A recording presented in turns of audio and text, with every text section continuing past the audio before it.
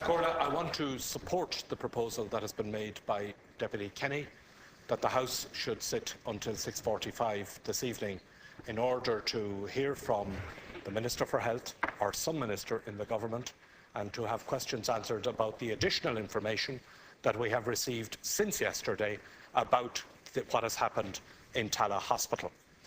And my reasons for supporting it are, firstly, that the government has a separate proposal on our order of business this morning, which is that the Dáil is going to be closed down until Tuesday week.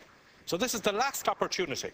Today is the last opportunity that, as representatives of the people, we will have an opportunity to question ministers here about what has happened in Tallaght Hospital. And, you know, we have heard a lot of things over the years about things going wrong in the health service, about misdiagnosis, about tests that weren't followed up, about various cutbacks that have taken place. But of all the things that I have heard, the idea that somebody goes to their doctor complaining of something, that the doctor thinks that they need to have an X-ray, that the doctor writes a letter to Tallaght Hospital to arrange an X-ray for the patient, and the letter is never opened. It's incredible. What is going on there? I mean, it is one thing to have the queues and the waiting lists and the worry that's associated with that for people who are waiting, but your letter goes to the hospital and nobody opens the envelope. This is utterly incredible. And, you know, we do need to have answers here.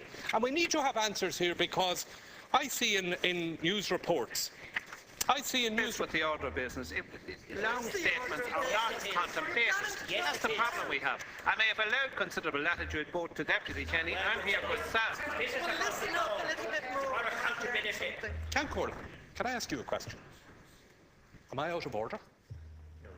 Well, you're out of order in the sense that second stage statements on the order of business are not contemplated. There is no second stage. And we will have to change the standing order if we're going to accommodate those type of statements. There is no second... But I have allowed you some latitude and I'll continue to allow it, provided you'll be reasonable I'm not asking for your... Corla, I'm not asking for latitude. I'm asking for my rights here as a member, and I'm going to insist on my rights as a member. I am entitled to make a comment and to make observation on the government's proposal for the ordering of business in the House today, and that is what I am doing. And to underline it, I'm not making a second stage.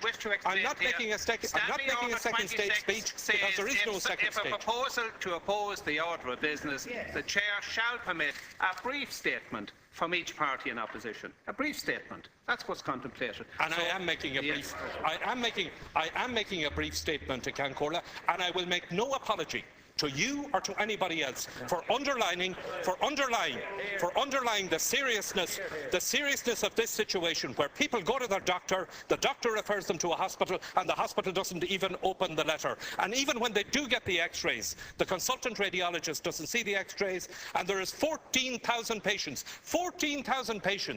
whose X-rays have still not been looked at by a consultant radiologist in that hospital. We don't know when they're going to be looked at. And where's the Minister for Health?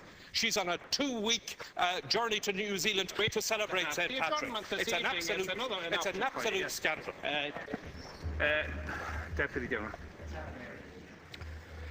Corla, I wish to oppose the proposal made by the Taoiseach that the House should adjourn until the 23rd of March. First of all, this adjournment, we are led to believe, is to facilitate government ministers travelling abroad to represent Ireland on St. Patrick's Day. I think it's a good thing that government ministers represent Ireland on St. Patrick's Day, and I think it's a good thing that we should maximise the opportunities that gives us to promote the country. But St. Patrick's Day is one day, and at best, St. Patrick's Day events are organised for a couple of days around it. We now have one minister who is who's on a visit to New Zealand for two weeks on an itinerary that we read in today's paper that reads more like the Lord of the Rings trail than it does like a state visit. The only thing missing from it is dinner hosted by Bilbo Baggins.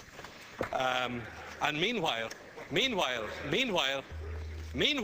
the health service for which she is responsible is falling apart. We've already had the episode in Tallaght Hospital. We have a report which hasn't been officially published yet, but which has been leaked to the newspapers, a report conducted on the organisation of her department, which says, and I'm quoting from one newspaper report, it says the Department of the Taoiseach has run its rule over health and found a department under siege from the seemingly endless crises afflicting the sector.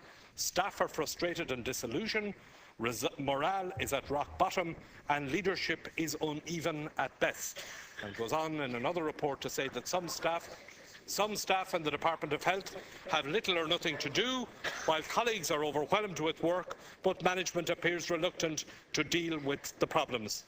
Now, you know, it's one thing to have the country represented abroad on St. Patrick's Day, but the abuse of that on this occasion is not acceptable, and it's not acceptable to the Labour Party that the House should adjourn until the 23rd of March, when there are serious matters, including the problem in Tallaght, that needs to be addressed here, and for which now, Count Corla, and you, as Deputy Kenny has pointed out, you didn't afford the Taoiseach the opportunity of responding, but for which now the government has insisted we can't discuss today.